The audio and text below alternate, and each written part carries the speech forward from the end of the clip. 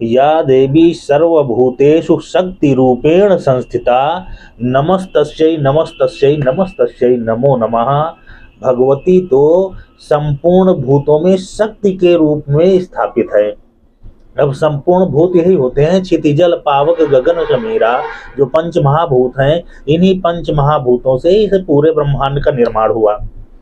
उन्हीं पंचभूतों से ये मानव शरीर भी बने हैं।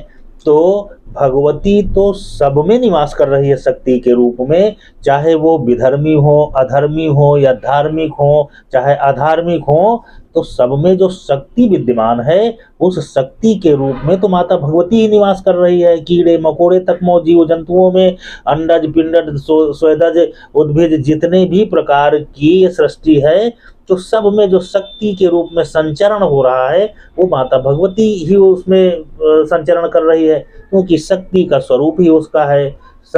या देवी सर्वभूतेषु शक्ति रूपेण संस्थिता। तो शक्ति सब में जो भी जैसा भी है उसमें शक्ति के रूप में माता भगवती है। अब किन्हीं मंदिरों में आप देख रहे हो कि बलि प्रथा शुरू हो गई। तो बलि प्रथा का मतलब ये नहीं है कि माता भगवती उस बलि से प्रसन्न होती है। इसका सीधा सीधा आप ये समझ लो कि बलि प्रथा को मानने वाले लोग शक्तिशाली हो गए, वो समाज शक्तिशाली हो गया, जिसकी वजह से उन लोगों ने उन धार्मिक स्थानों में अपनी मान्यताओं के अनुसार वहाँ पूजा पद्धतियाँ शुरू कर दिया। अब लोगों को लगा कि जब ऐसी पूजा हो रही है तो कोई ना कोई प्राचीन पद्धति होगी।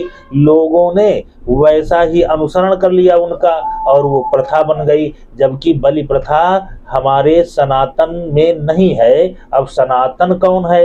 क्योंकि भगवती तो सब में व्याप्त है, लेकिन जो शास्त्र पद्धति से चलने वाले लोग हैं, सनातन का मतलब है भगवान राम का अनुसरण करने वाले लोग, भगवान कृष्ण का अनुसरण करने वाले लोग। क्योंकि सनातन जो धर्म है वो भगवान राम के रूप में पूर्ण विग्रह के स्वरूप में ही आ गया।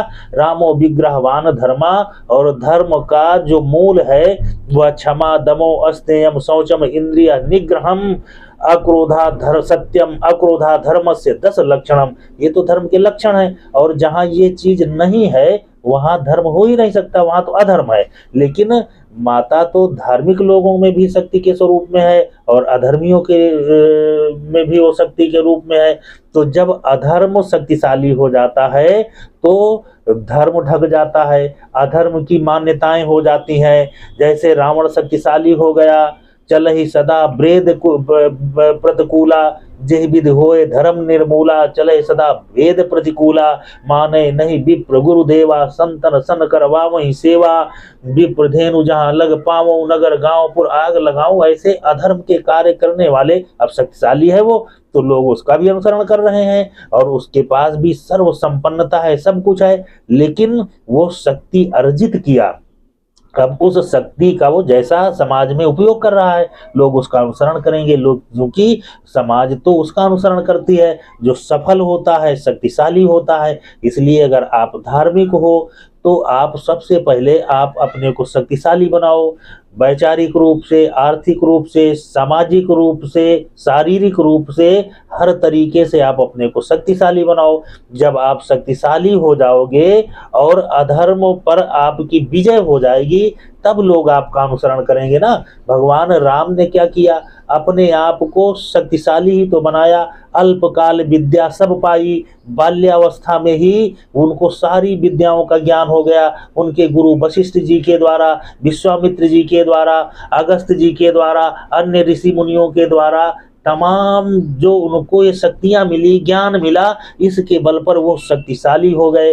और उस शक्ति के बल पर ही रावण जैसे महाशक्तिशाली व्यक्ति को परास्त करके उन्होंने धर्म की ध्वजा फहरा दी। इसलिए जो आपको लग रहा है कि मंदिरों में, कहीं कहीं मठ मंदिरों में या धर्म के नाम पर भी आप देखते हो कि धर्म का आवरण ओढ़ करके लोग बहुत से अधर्म और कुकृत्य कर रहे हैं, और लोग उनको मान भी रहे हैं, उनका अनुसरण भी कर रहे हैं। आज इतना पाखंड फैल गया है कि धर्म के नाम पर ही लोग संपन्न हो गए, शक्तिशाली हो गए, और जबकि धार्मिक लोग जानते हैं कि ये अधर्म कर रहे हैं, फिर भी समाज में आप मना नहीं कर सकते किसी को, समाज उनके पीछे भीड़ लगाए हुए है।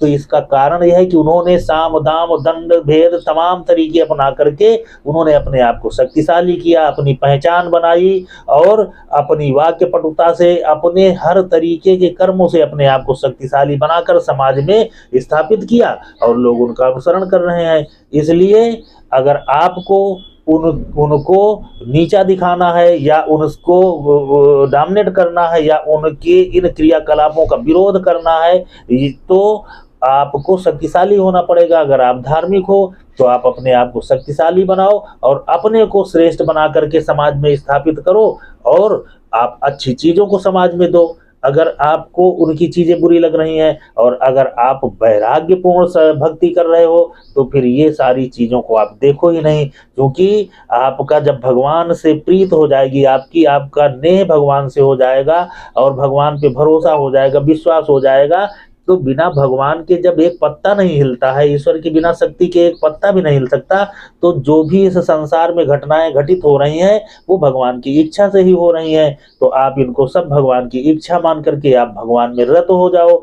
फिर आपको किसी भी चीज से आपको ना अपेक्षा होनी चाहिए और ना उपेक्षा करो आप किसी चीज की। आप अपने आप में स्थिर होकर के सकल भूमि गोपाल की सिया राम मैं सब जग जानी, सर्व स्वरूपे सर्वेशे सर्व शक्ति समन्विते, सब में उसी की शक्ति और उसी की प्रेरणा मान करके जैसा हो रहा है आप होने दो, आप उसकी भक्ति में रमण करो।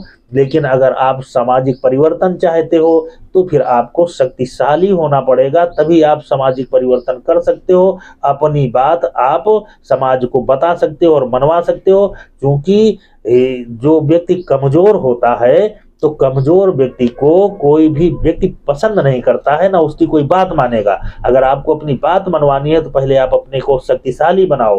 और शक्तियां दो ही तरीके की होती हैं, जो शक्तियां धार्मिक होंगी वो सृजन करती हैं, वो सृजनात्मक होगी, और जो शक्तियां अधर्म की होती हैं तो वो विध्वंसक होती हैं, और वो विध्वंसक शक्तियां समाज का तो नुकसान ही करेंगी। तो आप अच्छे कार्य के लिए अगर सामाजिक रूप से रह करके धार्मिक कार्य करने हैं और इस समाज में रह करके, तो फिर आप अपने को मजबूत